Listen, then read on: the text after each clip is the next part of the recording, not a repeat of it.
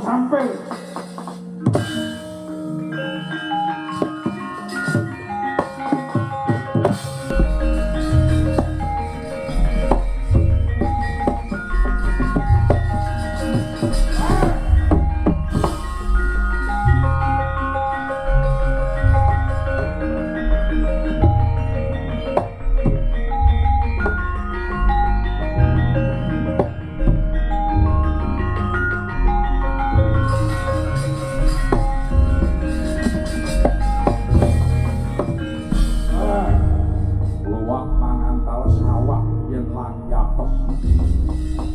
Oleh pemangsan bedomone katutan tonggoke mongko syarate mangan pangsan kudu paesi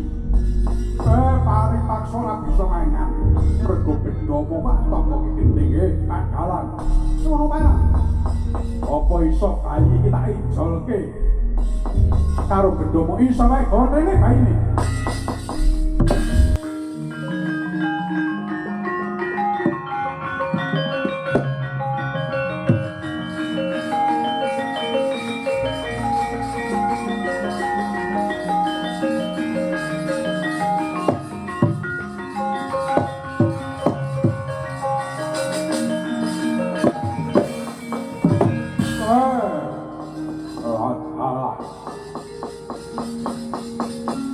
Lagi iki aku menangguri menungso kaya kowe. Ditah Percapada mesti keder yen to adepan karo Bathara Kala ning parandene kowe Galakandha Bono lan ngirim babar pisan. Dasar karo ngopo? Galakandha Bono ana parang. Tak akoni jejeg alarmu upuh kadhe-kadhe ning sumurupa sapa wae yen ora bisa maca tulis manggaku ana badan saliraku aku ora bakal manut miturut kabeh banget trajang wani.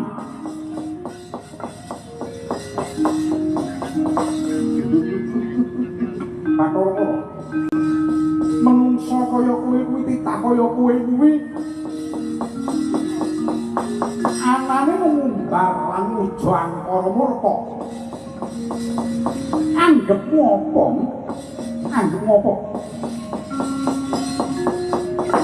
kabeh arep telokake kabeh arep mbok senake anggepmu apa Galakandha Bono aja dibanding-bandingke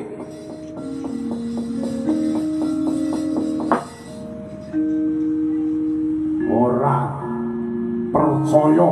yen pokok ora bisa maca aja takon ndak sungsan mau balik untal sak jero ame Bathara Kala dekake ngarep nduduk ditone nang guru nyelintang kowe dikali iso idek-idek mustaka aku arep takon apa dupeh kowe gedhi birawa wujudmu nganti sak gunung kaya ngono kuwi njur sak kepenakmu kabeh gua anggap klirik adik kang adikku ngadiguna kowe kok apa takon wujudmu kaya buta-buta ki panganane apa panganane iwak mentah ngombene banyu kali tak kandhani kok kowe anake dewa sing dadi anake dewa ora kowe tok najan Galakandha Bono ya anake dewa yang kowe iso gedhe biro wujudmu Galakandha Bono ngungkuli gedene lha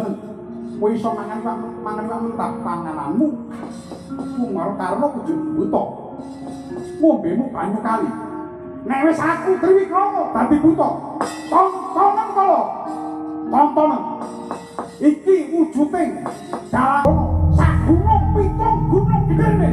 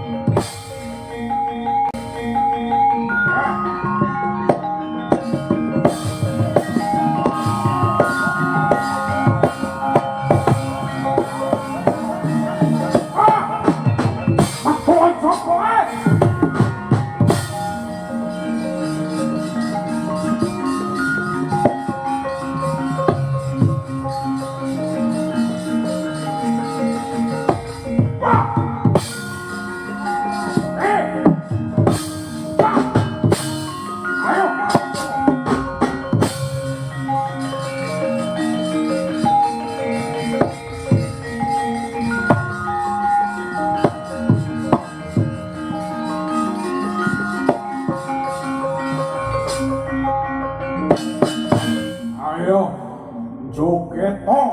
tak kendangi kaya jalan perkara kali atiku dalan kodhok Pak Marong kopi